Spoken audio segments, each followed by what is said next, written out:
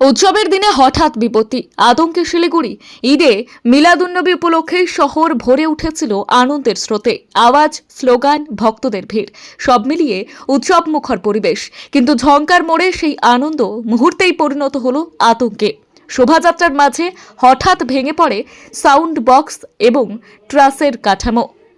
গাদাগাদি ভিড়ে চাপা পড়েন বহু মানুষ। প্রত্যক্ষদর্শীরা জানান, হঠাৎ সবকিছু ঘটে যাওয়ায় কিছু কিছু বুঝে ওঠার আগেই চিৎকার চেঁচামেচি শুরু হয়। আতঙ্কে ছোটাছুটি করতে গিয়ে আরও আহত হন অনেকে।